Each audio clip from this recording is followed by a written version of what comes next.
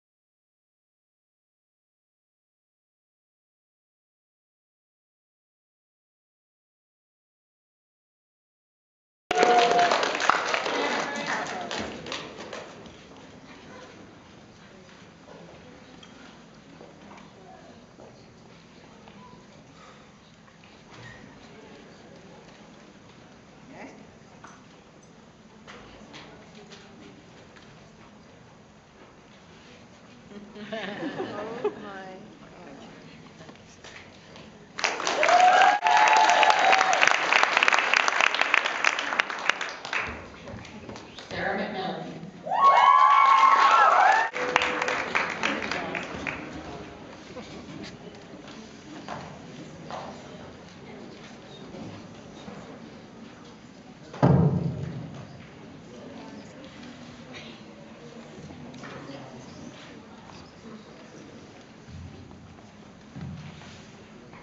Graduating class of 2012, congratulations. You've made it off the end. In 2 years, we've become a family. Spending half our waking hours together, we've learned a lot from each other. And we've helped each other become the people we are today. Next year, we go to high school, where we will never be this close with another class ever again. Even those of us going to the same school won't see each other every day, and even if we do, it'll never be the same. High school is a whole new world. With so many different teachers and students, you get so much choice about what to do and who to spend time with.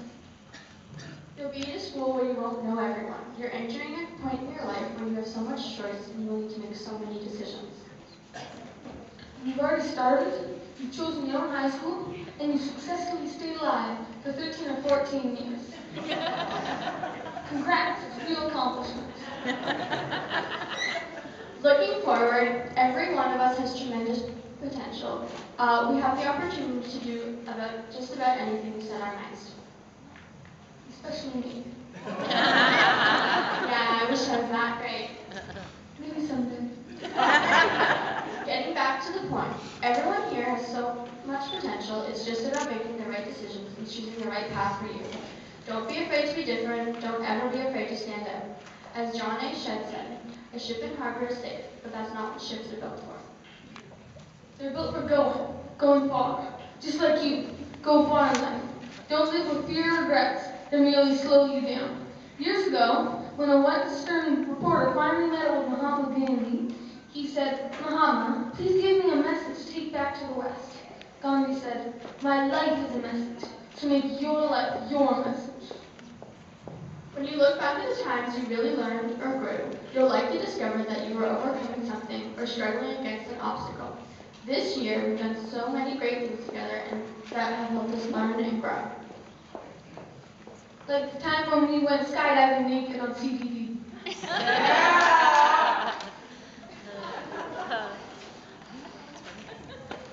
It's hard to know what we will face in our lives. Certainly we face challenges that our parents did not face. All around us, people are talking and writing about the rate of change in the world and how it is rapidly increasing. So how are we going to keep up with technology, a shrinking world, and so much new? How can we face the enormous challenges in front of us? 200 years ago, the average person in Canada would only meet 100 people in their whole lives. Today, most of us have 300 or 400 friends on Facebook. 100 years ago, so much of what we use every day didn't even exist. TV, computers, cell phones. Imagine your day without those things. The next generation of technology is already here. The sixth sense technology will help us get away from computerized devices. We won't need to sit in front of machines anymore to connect with and use technology. It's kind of exciting and scary all at the same time. Bill Joy wrote an article 10 years ago called "Future Doesn't Need Us." In it, he argued that the human race should slow down, in fact, stop. He said the Unabomber, a man who protested technological change by blowing people up, was on the right track. Not because he blew people up, but because he agreed that technology and people were moving too fast. Bill Joy and many other people of that generation will basically said that people will basically implode. They believe we can't adjust, we can't change. So to handle the world, we are going to help create. They may be right, but with all due respect, Bill Joy is an old man. History tells us that every generation thinks the next generation isn't ready for the future. But if humans are good at anything, it's learning how to adapt. People like Bill Joy think the future doesn't need us. But I think those people are dead wrong. Not only does the future need us, it needs us very badly. We were born into this world's technology. And we get it. We know how to use it. We are the future, but we need to change a few things to make this future truly great. And for starters, we need to start reaching out like we never did before. We need to start to connect. And connecting is something I think we all did a lot of at Delta. I remember my first day at Delta, and I only knew Stuart, but it was kind of hard to talk to him because he was like only 3 or 4 at the time. I came into the room and saw all these new faces, and we were supposed to stand up and sit down somewhere new. And I remember standing up and looking around, and then sitting back down in the same spot. I was like afraid of connection with these new people. Liam came down and sat next to me, and then I remember his name was Hollowell. And then, so Delta helped me understand how important it is that I connect with people and how great human connections can be. My first day at Delta, I came in knowing lots of people, and because I had 2 older sisters who went to Delta, I thought I knew how things would be. I ended up connecting with all kinds of people and making friends that I didn't expect to. And I discovered the unexpected is good, and making connections is great. Me too. I feel like what happened at Delta was unpredictable in such a good way. I had no idea I could have so many good memories in only 2 years. I had no idea I could have so many good friends. So while we think about the last 2 years and the next 4 coming, it might be good to ponder the words of Buddha. Don't dwell on the past and don't dream of the future. Concentrate on the present. Or as Bill Keane said, yesterday is history, tomorrow is a mystery, today is a gift, which is why we call it the present. None of us will ever forget Delta. And none of us will ever forget each other.